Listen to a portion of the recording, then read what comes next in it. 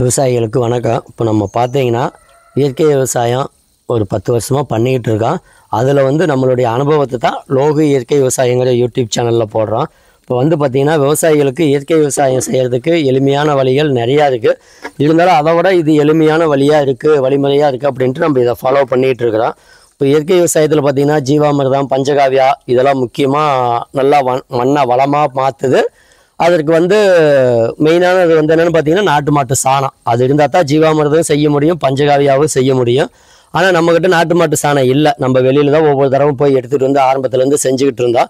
அப்படி நாட்டு மாட்டு சாணம் இல்லைனாலும் நம்ம இயற்கை விவசாயம் செய்ய முடியாமல் போகக்கூடாது அப்படிங்கிறதுக்காகத்தான் நாட்டு மாட்டு சாணத்தை எடுத்துகிட்டு அது நம்ம லோகு இயற்கை விவசாயங்கிற யூடியூப் சேனலில் போட்டிருப்போம். சாணப்பாசி கரைசல் எப்படி தயாரிக்கிறதுன்னு தண்ணியில் கலந்து ஒரு 7-8 பேரில் வச்சு அதில் தண்ணியில் கரைச்சிட்டு பாசி எடுத்து மல்டிப்ளை பண்ணி தான் நம்ம இதை பண்ணுறோம். அது ஏன் பண்ணுறோம் அப்படின்னம்னா, ஒவ்வொரு தடவும் சாணத்தை போய் எடுத்துகிட்டு வர தேவையில்லை.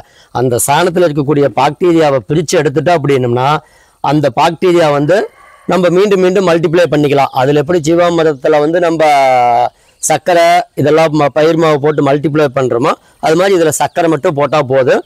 இந்த சாணப்பாசி கரைசல் சாணத்தில் இருக்கக்கூடிய பாக்டீரியா நம்ம இதில் ஊற்றி பண்ணிக்கிறோம். இதை நம்ம வெயிலில் தான் வச்சு பண்ணுறோம். ஏன்னு பார்த்தீங்கன்னா ஜீவாமிர்தம் பஞ்சகாவியாவில் நிழலில் வச்சு பண்ணுவோம். அது ஒவ்வொரு தடவை சாணத்தை எடுத்து போட்டு பண்ணுவோம்.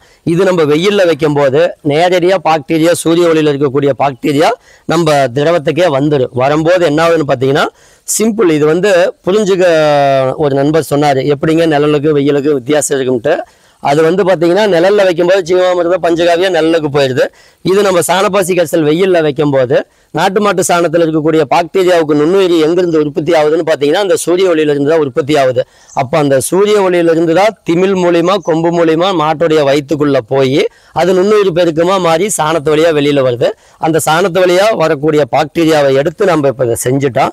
வெயிலில் வைக்கும்போது பார்த்தீங்கன்னா டைரெக்டாக இப்போ மேலே காட்டு பார்த்தீங்கன்னா இப்போ எந்த அளவுக்கு வெயிலில் மொட்டையான இடத்துல தான் நம்ம வச்சிருக்கிறோம். அப்போ என்னன்னு பார்த்தீங்கன்னா அந்த வெயில் உள்ள பாக்டீரியா நேரடியாக நம்மளுடைய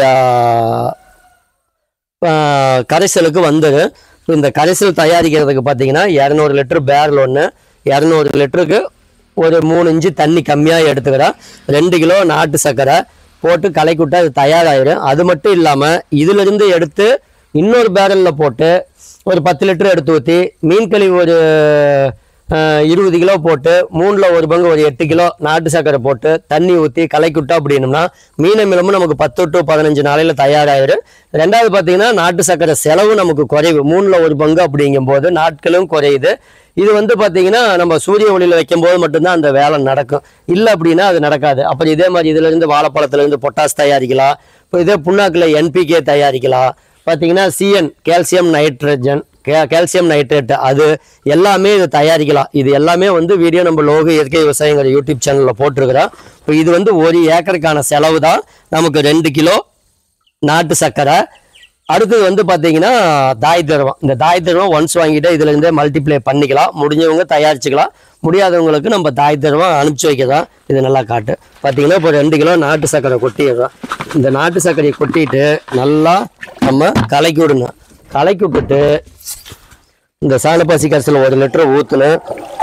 இந்த மாதிரி நல்லா கலக்கி விட்டுக்குங்க. சர்க்கரையும் தண்ணியும் நல்லா கலங்கணும். இந்த மாதிரி கலங்கிடுச்சு அப்படின்னாவே பார்த்தீங்களா முன்ன இந்த தண்ணி நல்லா காட்டு ஜூம் பண்ணி இப்போ தண்ணியும் முன்ன தண்ணி இருந்த கலருக்கு உப்பு இருந்ததுக்கு தெரியும். இதாங்க நம்ம நாட்டு மாட்டில் தயாரிக்கக்கூடிய சாணப்பாசி கரைசல், விவசாயிகளின் நண்பன். இந்த 1 லிட்டர் இருந்துச்சுன்னா நம்ம அனைத்து இடுபொருளும் நம்ம தயாரிச்சுக்கலாம். நம்ம ஃபஸ்ட்டு எடுத்தோன்னே கெமிக்கல் விவசாயத்துலேருந்து இயற்கை விவசாயத்துக்கு வர்றோம். அப்படிங்கும்போது இயற்கை விவசாயம் பண்ணும்போது கொஞ்சம் கம்மியாக தான் ரிசல்ட் வரும். அப்போ நம்ம என்ன பண்ணுறோம்னா புண்ணாக்கு கரைசல் இந்த மீனமிலமெல்லாம் கொடுக்கும்போது சரியாயிடும்.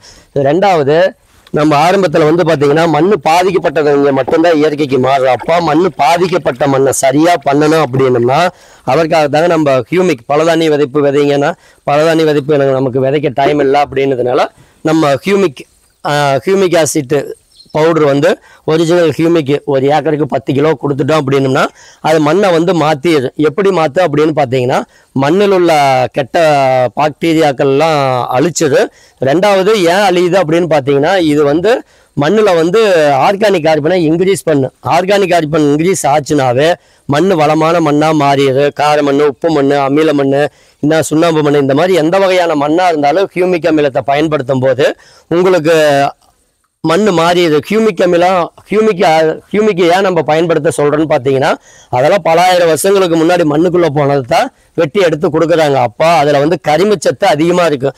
நம்ம பலதானிய விதைப்பு விதைச்சி அதை மக்கி கரிமச்சத்தாக மாறி தான் ஆர்கானிக் கார்பனாக மாறும். அதுக்கு டைம் எடுக்கும். அப்படிங்கிறதுனால தான் நம்ம இந்த ஹியூமிக்கை போட்டுறோம். போடும்போது ஒன்று ஹியூமிக் வந்து பார்த்தீங்கன்னா ஆர்கானிக் கார்பன் எது இதில் இருக்குதுன்னு பார்த்தீங்கன்னா, நம்ம பலதானிய விதைப்பு ஃபஸ்ட்டு, 2வது ஹியூமிக்கு, 3வது சாணம். நம்ம நாட்டு மாட்டு சாணத்தில் % கம்மியாக இருந்தாலும் அதுலேயும் இருக்குது. இந்த மாதிரி பொருள்களில் இருக்கும்போது மண் நமக்கு பொதுவதுப்பு தன்மை கொடுக்கும். அந்த செடியோட வேற வளர வைக்கும். மண்ணுக்கு எதிர்ப்பு சக்தி கொடுக்கும். அனைத்து விதமான பயிர்களுக்குமே நம்ம கொடுக்கலாம். அதை கொடுத்து மண்ணை ரெடி பண்ணிட்டு இந்த சாணப்பாசி கரிசலையும் நம்ம கொடுத்துக்கிட்டு வந்தால் ஓகே ஆயிரும். இன்னும் ரிசல்ட் வரல அப்படிங்கும்போது கொஞ்சம் செலவு அதிகம் ஆகும். இருந்தாலும் மண் நல்லா இருக்குது. நம்ம எண்ணெய் கரிசல், நம்ம தேங்காய் எண்ணெய், கடலை எண்ணெய், இந்த மாதிரி எண்ணெய் இவ்வளோ சமையல் பண்ணி தான் சாப்பிட்ருப்போம். இப்போ வந்து பார்த்திங்கன்னா நம்ம மண்ணுக்கே கொடுக்கலாம். ஒரு ஏக்கருக்கு 4 லிட்டர் வீதமாக. சின்ன செடியாக இருந்ததுன்னா கொஞ்சம் கம்மியாகும். பெரிய செடியாக இருந்ததுன்னா கொஞ்சம் சேர்த்தியும் நம்ம கொடுக்கலாம். ஸ்ப்ரேவும் பண்ணிக்கலாம் 10 லிட்டருக்கு 50 ml. ஆனால் அதை கரைக்கிறதுக்கு அந்த லிக்யூடு, எண்ணெய் கரைப்பான்ங்கிற லிக்யூடு வேணும். அதை வச்சு கரைச்சோம் அப்படின்னா தான் எண்ணெய் கரையும். நல்லா பார்த்தீங்கன்னா காதி சோப்பு, சீவக்காய், ஷாம்பு, பூந்திக்காய், நிறையா வெட்டிங் ஏஜென்ட், மிக்சிங் ஏஜென்ட்னு என்னென்னமோ கரைச்சி பார்த்துட்டோம். ஆனால் அதுலலாம் அந்த அளவுக்கு அது நல்லா கரைஞ்சி மண்ணுக்கு ரிசல்ட்டும் கொடுக்கல. ஆனால் இப்போ நம்ம கரைக்கணும் பாருங்க, இந்த கரைப்பான் வந்து மண்ணை நல்லா கொடுக்கும்போது மண் நல்லா வளமாகுது, எண்ணெய் நல்லா கரைக்குது, செடிக்கு சத்தையும் கொடுக்குது. உங்களுக்கு ஸ்ப்ரே பண்ணும்போது நல்ல ரிசல்ட் கிடைக்குது. ஏன்னா இது எல்லாமே நம்மளுடைய அனுபவ பதிவு தான். விவசாயிகள் அவங்களுக்கு எதை செய்யணுமோ கொஞ்சம் காட்டுக்கு செஞ்சு பாருங்கள். நான் சொன்னாலும் சரி, வேறு யார் என்ன சொன்னாலும் கொஞ்சம் காட்டுக்கு செஞ்சு பாருங்கள். ரிசல்ட் வர வர வர எக்ஸ்டெண்ட் பண்ணிக்கங்க. அப்போ தான் நமக்கு ஒரு இன்ட்ரெஸ்ட் இருக்குது. நம்ம அதிகமாக வேலை செய்கிறதுக்கு ஒரு சந்தோஷமாக இருக்குது. ஓகே.